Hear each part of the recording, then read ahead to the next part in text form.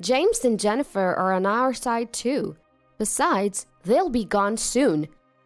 At those words, my hand stopped. "Hey, are you really going to do it?" "Don't say do it. It sounds bad. It's an accident. An accident." My eldest son David and his wife Lisa were talking so seriously that they didn't notice I was there. Jessica, the wife of my second son, spoke to me. "Jennifer, call the police right away." At those words, I hurriedly called the police. I am Jennifer.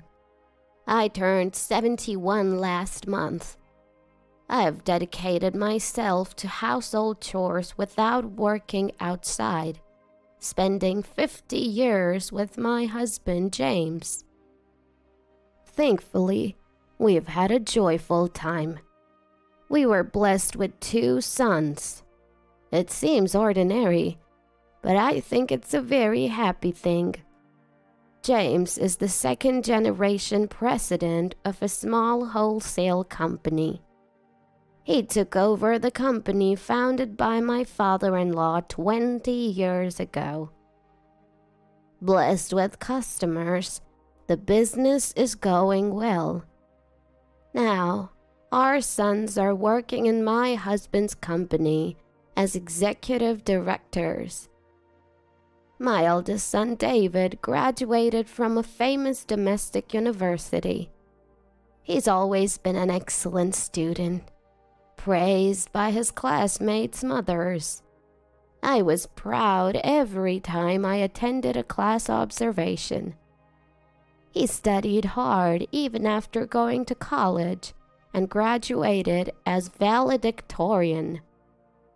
Then he joined our company, where my father-in-law was president at the time. I was worried that he was too serious and didn't know how to interact with women, and his relationships with women were a complete failure. But 10 years ago, he brought home a beautiful woman 1 year younger than him.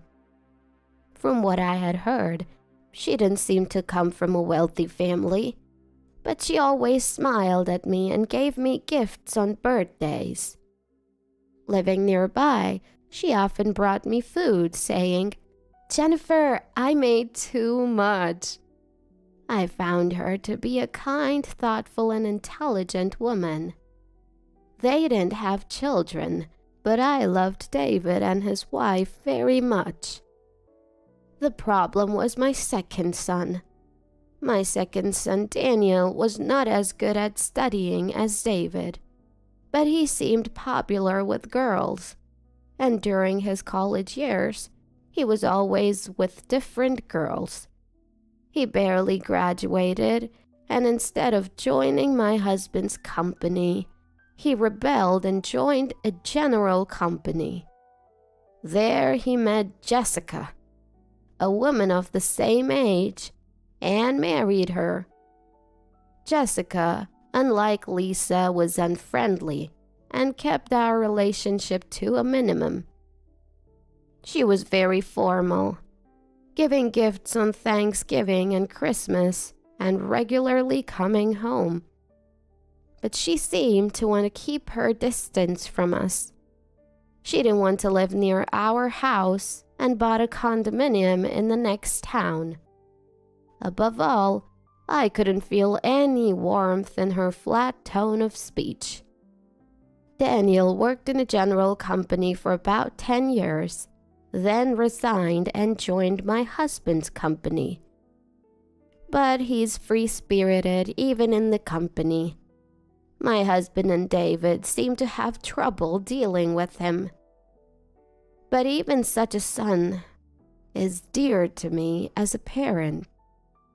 I expect David and Daniel to continue working hard for the company. One day, I went shopping alone.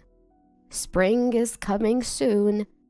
I was looking for clothes to wear at the company's entrance ceremony. Although I don't work, I'm a director in name only. I rarely go to the company, but I occasionally work from home, preparing gifts for customers and socializing with other corporate presidents' wives. As part of that job, I attended the entrance ceremony every year. I headed to my favorite clothing store in the shopping mall. That's when I spotted a familiar figure. Lisa? It looked like her. No, but she was walking with a man. David is at work. It must be a case of mistaken identity. But I was still curious about the two. They went into a high-end brand store. I felt relieved. It was indeed a mistake. Lisa is supposed to be frugal. I've never seen her with any brand name items, and David and Daniel's salaries are no different from regular executives. They probably could afford luxury brands, but they would only buy them on special occasions. David wouldn't say it, but Daniel often complained to my husband. The salary is too low. I can't buy anything. I should have changed jobs. Daniel has children, so he probably has even less room for extras than David. Anyway, Lisa, who specializes in housework without working, would never go to such a high-end brand store. I made an unpleasant mistake. I found myself laughing at the thought, and I left the place. Then, my husband's company had its entrance ceremony. This year, there was one experienced hire and 3 recent graduates. It's not a big company, but about this many employees join every year. This year, all were locals, and I hoped they would work for us for a long time as we successfully finished the entrance ceremony. The problem came after. Heading to the president's office, I found Daniel and my husband arguing. It's strange, isn't it? Father must be doing something. Daniel was yelling at my husband, his face red. David was trying to calm Daniel down in a panic. "What's going on?" I asked in a hurry. The books don't add up, Daniel yelled. The books? I had no idea what they were talking about. I asked for details. Daniel said that no matter what, the numbers seemed off. You must be faking it. My husband yelled back. Don't talk nonsense. This is why second-generation presidents who don't know the world... What do you mean? The argument between my husband and Daniel seemed to escalate. Enough already! At that moment, David's angry voice rang out. I'll look into the numbers. Both of you stop. Don't talk about something that might make other employees anxious in the company. David said to the two. The eldest son is reliable after all. I was impressed by David. My husband and Daniel fell silent at David's words. I felt reassured, leaving it to David. A few days later, David told my husband, There was nothing suspicious in the books, but there was one double payment. I contacted the other party right away, and they'll shift it to next month. Daniel probably thought that was strange. Thanks to him, we noticed. It's a good thing. My husband was impressed by David's words. The intelligence to explain Daniel's misunderstanding like this. Such an excellent son. I sometimes wonder if he's really mine. The business of April and the family quarrel had settled down, and I was dining with my husband, a long-awaited meal with my husband. We splurged a little on a course meal at the region's top high-end steakhouse, which had earned a Michelin star. The dazzling meal was a joy to the eyes. Soon we should think about paying David and Daniel enough so that they can take their families to places like this," I said to my husband while enjoying the meal. No, David maybe, but it's too soon for Daniel." My husband laughed at that. "But Daniel has 3 children, and he's always saying his salary is low, isn't he?" "If he worked as hard as David, I might consider it." My husband laughed off my suggestion. "Oh, come on," I replied, somewhat exasperated. We had all the courses and our stomachs were getting full. "I'll bring the dessert now," said the waiter, taking our drink order and stepping back. My husband was content, sipping his coffee. "Oh, a call. I'll be right back." "The dessert will be here soon, so hurry back." My husband checked his mobile phone and stood up. Left alone in the room, I sipped my coffee. A quiet atmosphere. I couldn't help but hear voices from the next room. "So you see," that voice was louder.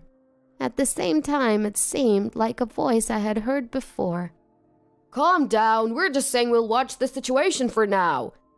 It was my eldest son, David. The previous voice must have been Lisa. Were they here for an anniversary or something? I was delighted to realize that the two were coincidentally in the next room. When my husband returned, we would go say hello. They would be surprised to see us here. I quietly waited for my husband. I didn't intend to eavesdrop, but I could hear the familiar voices of the two quite well. "What are you going to do by watching? I don't think Daniel would notice either." No, their voices were quite loud. Fortunately, this room was the second from the back. The voices of David and Lisa in the farthest room should only reach here. It's good that it's us, but it would have been a nuisance to others. I thought I should warn them. However, what followed was not a matter of warning. "It'll be fine. James and Jennifer are on our side. Besides, they'll be gone soon anyway." At those words, my hand stopped. "Hey, are we really doing this?" "Don't say doing. It sounds bad. It's an accident. An accident." The two were talking so seriously that they didn't realize I was here, or that their voices could be heard in the next room. "First of all, the money. You can deceive more, right?" "Last time I said it was a double payment, and they believed me. But what should I say if Daniel catches on this time?" I looked up, frozen. I didn't want to think about it. David had always been serious, but hearing this conversation, I turned pale. I was sure. The cause of the argument between Daniel and my husband after the entrance ceremony. It was these two. They were embezzling the company's money.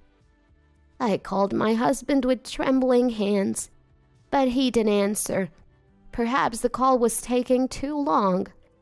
Someone I could rely on, I thought, and dialed my mobile phone again. "Hello?" That person answered immediately. "Daniel, where are you? Come here right away." My second son, Daniel.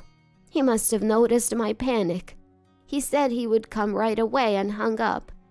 Within 5 minutes, my husband arrived with Daniel and his wife, Jessica. He had met my husband outside, and he must have told him that I had called. "Jennifer, what's going on? Daniel said you called him." I silenced my husband's words with a shh and a finger to my lips.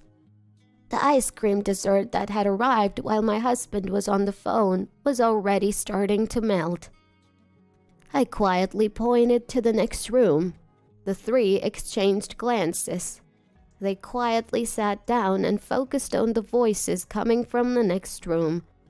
While my husband was away, I had been listening to the terrifying conversation next door alone, and even as time passed, the two continued their conversation. Only when the waiter brought food did the conversation pause, and then it started again. I felt sick at being betrayed by David and the content of that betrayal. "Lisa?" Jessica whispered. The voices from next door were audible, and my husband Daniel and Jessica must have realized who was there. "So, daffodils, you know? There are accidents where people mistake them for vegetables and eat them." Lisa's voice could be heard. The three probably didn't understand the content yet. "At least there will be a hospital stay for a while. If we're lucky, a funeral. So, make sure the embezzlement doesn't get discovered until then."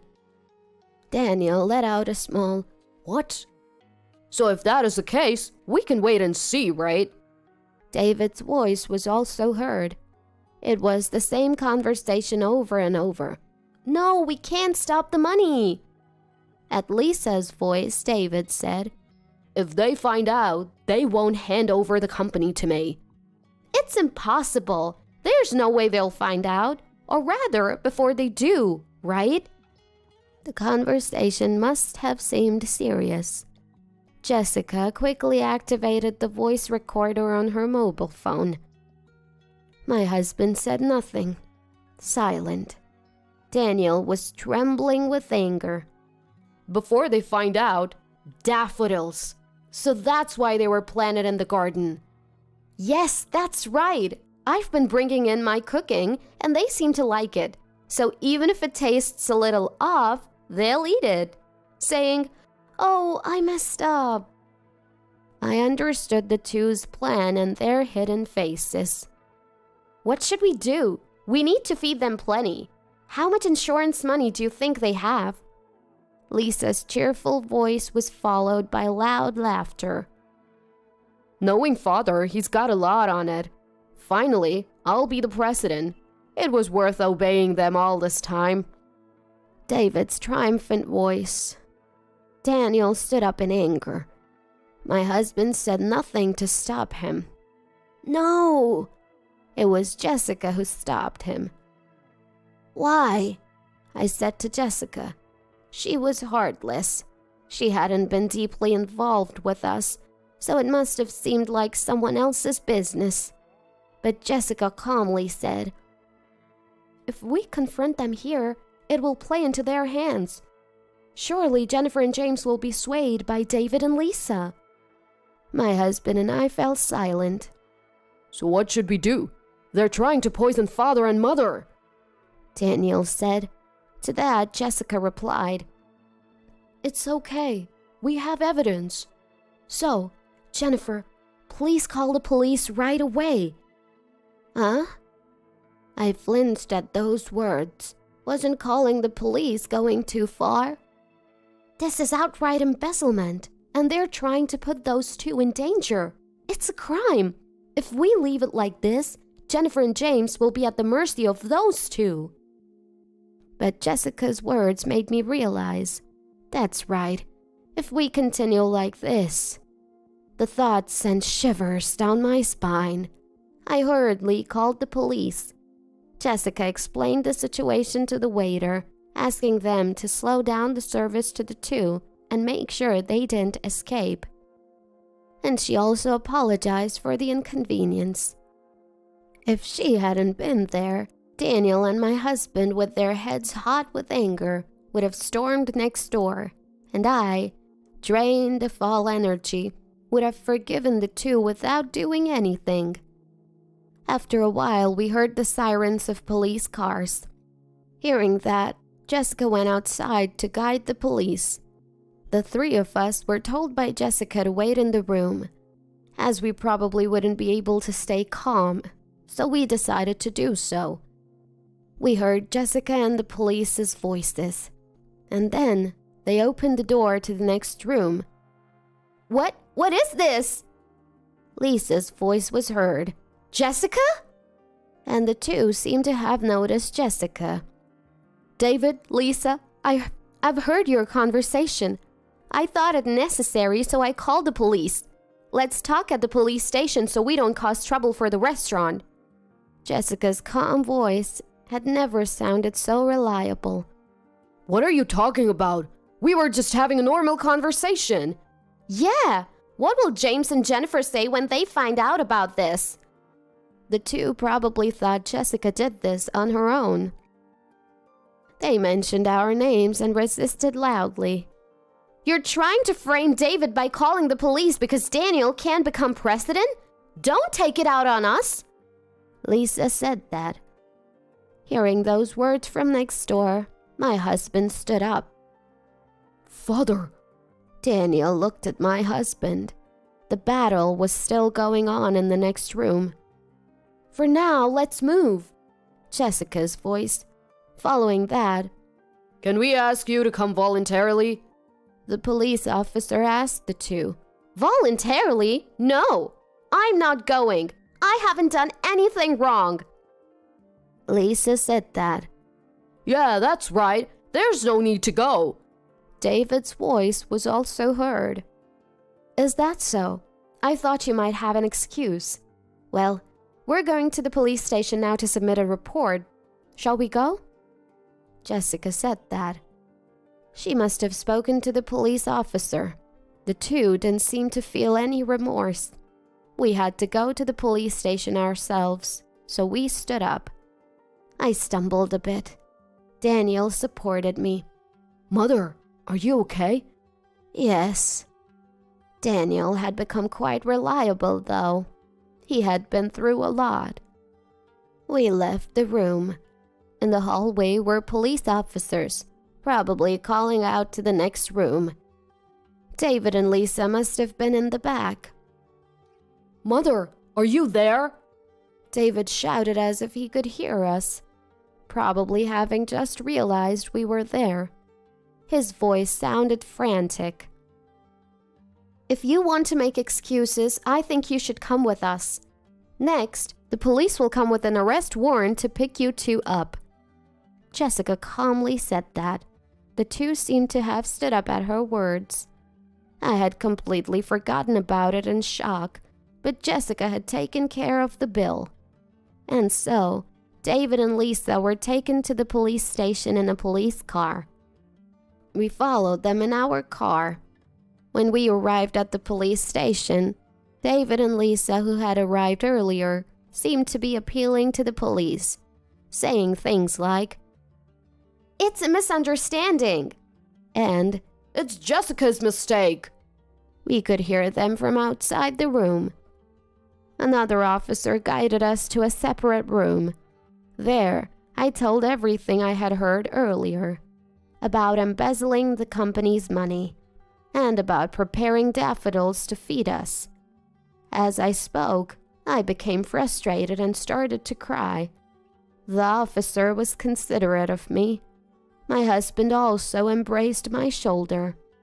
"Regarding the company's loss, please investigate in detail tomorrow and submit a report summarizing the embezzlement and the amount of damage," the officer said. Daniel responded to the officer's words. "I can't forgive them for trying to endanger our parents more than anything else," Jessica stated clearly. I was happy that she was so angry for us. The officer said that since they hadn't actually acted, they couldn't be arrested for attempted crimes. However, it seems they could be arrested for a preparatory offense after listening to the conversation between the two that Jessica had recorded. They had actually prepared daffodils as poison and had been providing us with food to lower our guard. The photos I had taken of Lisa's cooking would also be evidence. I hadn't taken them with that intention, but I thought it was surprising how they came in handy. As I talked to the officer and listened to Jessica's voice, my sadness turned into bubbling anger. They must be arrested and made to reflect. But more than that, the feeling of being betrayed by my eldest son, whom I had raised with care, and his wife, whom I had adored, grew stronger. I thought they should see hell, I was scared of myself for thinking that. As a parent, I might be disqualified for thinking that way. But I also think it's inevitable to feel that way because I'm a parent. We decided, with Jessica and Daniel, that it would be best not to see David and Lisa. My husband, who was completely angry, didn't want to see them in the first place, and I might forgive them if I saw their faces. That's not true. I'm pretty angry too. But it was also true that I might forgive them if they apologized. We left the rest to Daniel and Jessica and went straight home. It seemed that Jessica's mother had come to play with the grandchildren, and she was taking care of them. So they told us not to worry and to rest. I was very grateful for that feeling. The next day, the police contacted us. In the end, the two didn't admit to anything. However, Daniel investigated the embezzlement facts and amount in one day. It was about 10 years, starting from the first year of their marriage. They had embezzled nearly $2 billion, sometimes a few $100s a month, sometimes a large amount. When I heard that, everything went dark before my eyes. I had been deceived for so long. Jessica, who had come to care for me, took care of the housework and communication with the police on my behalf since I couldn't move. It seems that Jessica's mother continues to take care of the children. I feel sorry for causing trouble to my grandchildren. Daniel consulted with the police and filed a complaint. Now, at least David will be arrested. I feel relieved, regretful, and indescribable. But thanks to Jessica, I didn't lose myself. And they were also arrested for the preparatory offense.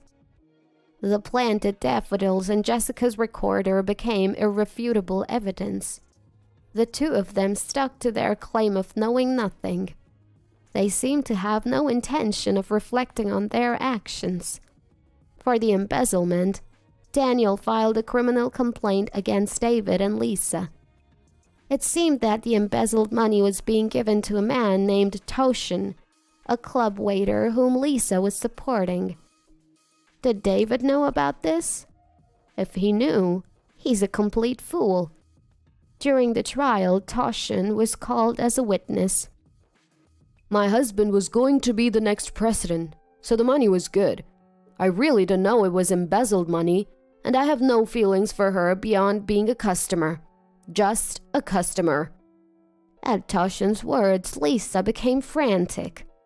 Toshin, you said you wanted to marry me. I supported your sales. Lisa screamed. What are you talking about? You! David also yelled. No, really, spare me. It's just sales talk. It's impossible. Toshin coldly cut off Lisa. Serves her right. I almost burst into laughter. From this, it seems David didn't know. Apparently, he had been sending the money to his not-so-wealthy family. Caught by a foolish woman. It's a real shame. In the end, both were found guilty. As for Lisa, she was even rejected by her beloved Toshin in front of everyone. Jessica and Daniel laughed loudly when the trial was over. It really served them right. I probably saw Lisa with luxury brands before, and the man next to her was Toshin. I should have noticed at the time, but well, it turned out fine in the end. And the two were also indicted for the preparatory offense. With all the evidence in place, none of their excuses were accepted. Naturally, they were found guilty. Although they were given a suspended sentence for this matter, they received a prison sentence for embezzlement, so they will be in prison for a while. David cried and apologized to me, but I had no intention of forgiving him. He was fired from the company. All insurance money was transferred to Daniel. My husband clearly stated that he would make Daniel his successor. David, now unemployed, divorced Lisa. It's really good that he broke ties with such a woman. I don't want to be involved with David anymore, but the blood connection cannot be severed. The police also told us to support him so that he doesn't make the same mistake. But David is an adult, and that woman is gone. He will surely manage to live on his own without relying on his aging parents. Trust doesn't return so easily. I probably won't be able to trust David until I die. After that, Daniel firmly took over my husband's work as a successor. I was truly helped by Jessica. Without her, this matter would not have been resolved. I went to Jessica's house with a thank you gift. Grandma! My grandchildren ran towards me, looking happy. Jessica saying, "Sorry for the mess," guided me to the living room. There's some distance, so I hadn't visited Daniel's house in a while. Coming after a long time, it was so neatly arranged that I couldn't think of it as messy. And I was very pleased to see a framed photo of my 3 grandchildren, my husband, and me that we had taken some time. Jessica, thank you so much for everything. I expressed my deep gratitude. No, I've only done what's natural, Jessica said calmly as always. Actually, I used to be uncomfortable with Jessica. You didn't try to get close to our house, did you? So, I muttered softly. I knew you felt that way, but that's okay, Jessica said. I think of you too as Daniel's parents, and I truly cherish you. If I let my emotions get involved, it might lead to unpleasant feelings, so I thought it was important to keep some distance, to cherish you both. I was deeply impressed by her words. Lisa was always trying to flatter me, and I was deceived by her and doted on her. But I was really foolish not to have noticed Jessica's feelings for us. Grandma, look, a present! My young grandchild, Sarah, said, handing me a clay craft. Before Grandma came, Mom and I made it. When I said I wanted to make a present for Grandma, she taught me how. The small clay piece was misshapen and couldn't be called skillful, but I found the clay very dear. Oh, Sarah, thank you. Grandma is so happy. I'll treasure it. My words made my grandchild happy too. I'm glad Daniel married Jessica. My grandchildren and Daniel will be fine with her around. Jessica, thank you so much. I'm counting on you from now on. My grandchild, looking at me curiously as I spoke, smiled along with me.